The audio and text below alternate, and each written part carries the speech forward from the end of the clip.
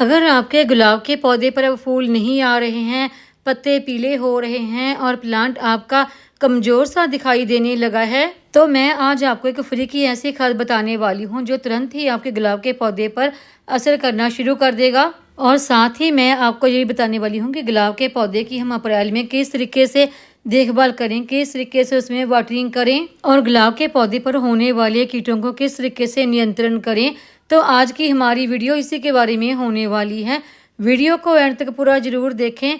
नमस्कार दोस्तों, मैं वंदना, मेरे चैनल पर आप सबका स्वागत है। अप्रैल के महीने से गर्मियों की शुरुआत हो जाती है, धीरे धीरे टेम्परेचर बढ़ने लगता है, तो इस समय हमें गुलाब के प्लांट की ज़्यादा केयर की ज़रूरत होती है। और गुलाब के पौधे में मेन 3 प्रॉब्लमें होती हैं। एक तो गुलाब के पौधे के पत्ते पीले होना, और दूसरा ज़्यादा टेम्परेचर बढ़ने से प्लांट की ग्रोथ काफ़ी स्लो हो जाती है, और तीसरा पौधों पर फूल नहीं आना।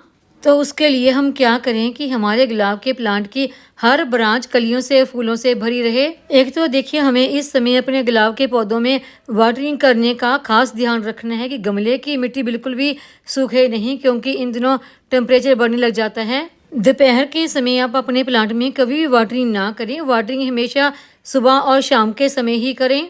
और जो अगला काम हमने करना है, इसकी हल्की फुल्की सी प्रूनिंग जरूर कर दें, क्योंकि इस समय प्लांट के ऊपर जितने फूल आए हुए होते हैं वो सब सूखने लग जाते हैं। तो ऐसे सूख चुके फूलों को और जो सूख रही ब्रांच है या कुछ वीक सी ब्रांच है, ऐसी सारी ब्रांच को काट कर हटा दें। तो देखिए, मैं अपने इस प्लांट पर ये सारे काम कर चुकी हूँ। मैं अपने प्लांट की हल्की फुल्की सी ब्रांच की प्रूनिंग कर चुकी हूँ। अगर आपने अभी तक नहीं की है तो अब आप कर सकते हैं, क्योंकि अगर आप ये सूख रहे फूल अपने प्लांट के ऊपर छोड़ देते हैं तो ये बेकार में प्लांट की एनर्जी लेते रहते हैं। और यहाँ से आप प्लांट की ब्रांच की प्रूनिंग करते हैं, वहीं से प्लांट की काफ़ी सारी नई नई ब्रांच निकल के आती हैं। और यहाँ से देखिए, अब ब्रांच की कटिंग कर रहे हैं, वहाँ पर आप कोई ना कोई फंगीसाइड जरूर लगाएं। यहाँ पर देखिए, मैंने हर ब्रांच पर फंगीसाइड लगा रखा है।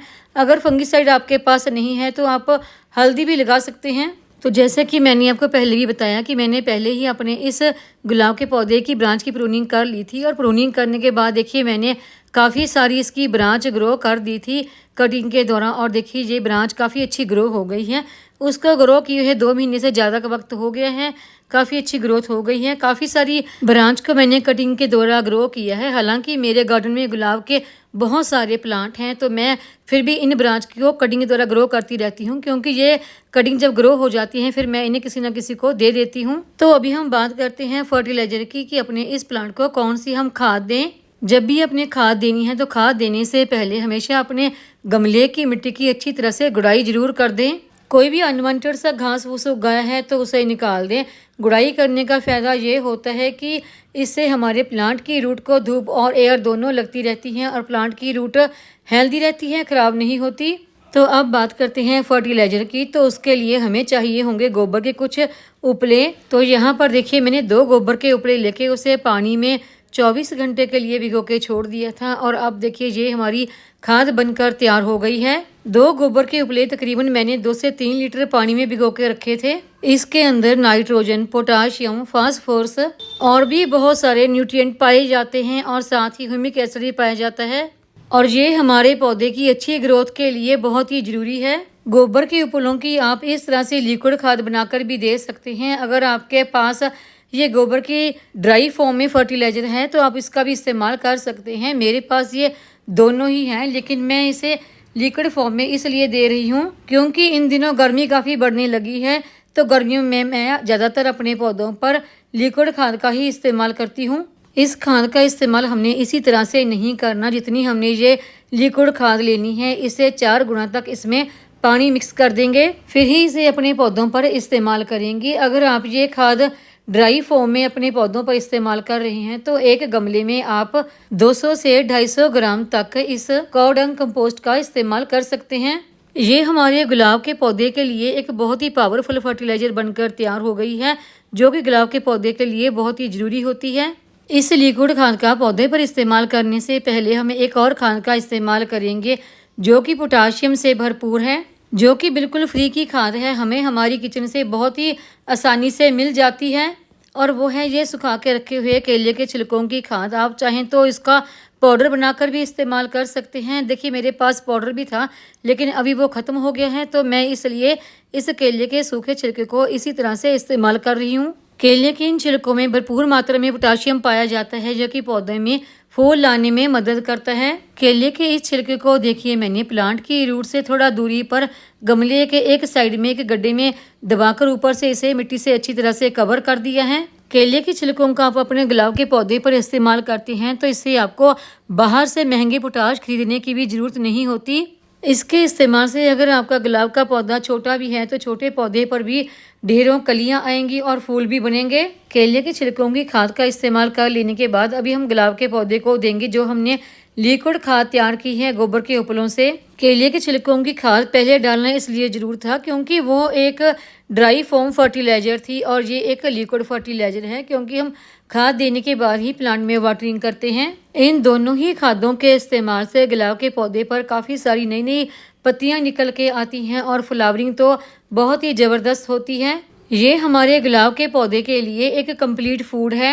अगर इतना काम आप अपने गुलाब के पौधे पर कर लेते हैं तो आप देखेंगे कि सर्दियां आते आती आपके गुलाब के पौधे पर सैकड़ों कलियां आएंगी और फूल बनेंगे और फूलों का कलर बहुत अच्छा होगा और फूलों का साइज़ भी बड़ा बड़ा होगा। गर्मियों में हम जितनी ज़्यादा केयर अपने गुलाब के पौधे की करते हैं तो सर्दियों में उतनी ही ज़्यादा इस प्लांट पे फ्लावरिंग होती है। मेरे गार्डन में ये जो आप जितने भी गुलाब के फूल वाले पौधे देख रहे हैं ये सब सर्दियों में इन पर फ्लावरिंग हुई थी और अब मैंने इन सब की प्रूनिंग कर दी है। अब बात करते हैं कि गुलाब के पौधे को हमने रखना कहाँ पर है। तो देखिए गुलाब का पौधा एक सन लविंग प्लांट है तो इस प्लांट को वहाँ पर रखें, यहाँ पर इसे कम से कम 4 से 5 घंटे की धूप मिलती रहे।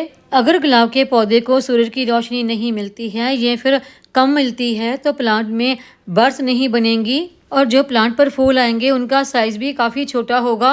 तो अब बात करते हैं कि इस समय इस प्लांट में कीट वगैरह भी लगने लग जाते हैं तो पेस्ट कंट्रोल हमने किस तरीके से करना है। तो उसके लिए आप शाम के समय या तो अपने प्लांट के ऊपर किसी ना किसी फंगीसाइड का स्प्रे कर सकते हैं या फिर नीम ऑयल है आपके पास तो नीम ऑयल का भी स्प्रे कर सकते हैं।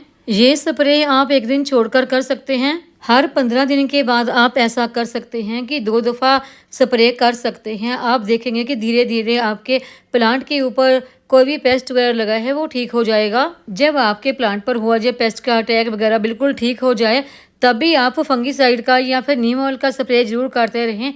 फिर आप 15 दिन में एक बार कर सकते हैं। और आप अपने प्लांट में वाटरिंग का खास ध्यान रखें। सुबह और शाम ज़्यादा गर्मी में वाटरिंग जरूर करते रहें और प्लांट के ऊपर पानी का स्प्रे भी करते रहें। अच्छी तरह से प्लांट को पानी से नहला दें। ये सब करने से प्लांट की ग्रोथ काफ़ी अच्छी हो जाती है, प्लांट काफ़ी हेल्दी बना रहता है और सर्दियों में अच्छी फ्लावरिंग प्लांट पर होती है। गुलाब के पौधे को गर्मियों में वैसे बहुत ज़्यादा फर्टिलाइज़र की ज़रूरत नहीं होती है, लेकिन आप 15 दिन के बाद इसमें लिक्विड गोबर की खाद या फिर 1 चम्मच एप्सम साल्ट पानी में मिक्स करके वो भी दे सकते हैं। या हर 15 से 20 दिन के बाद आप सीडवीड के कुछ दाने भी इस प्लांट को दे सकते हैं। केले के छिलकों की खाद का भी इस प्लांट पर हर 15 से 20 दिन के बाद इस्तेमाल करते रहें। ये सारी खादें मैं आपको एक बार ही प्लांट पर इस्तेमाल करने के लिए नहीं बता रही हूँ। आप इनमें से खादें बदल बदल कर हर 15 से 20 दिन के बाद अपने पौधों को दे सकते हैं। इससे आपके प्लांट हरे भरे बने रहते हैं और प्लांट पर सर्दियों में अच्छी फ्लावरिंग होती है और प्लांट की पत्तियां भी लश ग्रीन बनी रहती हैं। तो उम्मीद है आपको ये आज की जानकारी की वीडियो पसंद आई होगी। वीडियो पसंद आई हो तो वीडियो को लाइक, सब्सक्राइब, शेयर और कमेंट जरूर करें। बेल आइकन को दबाएं ताकि मेरी आने वाली हर नई वीडियो का नोटिफिकेशन आपको मिलता रहे।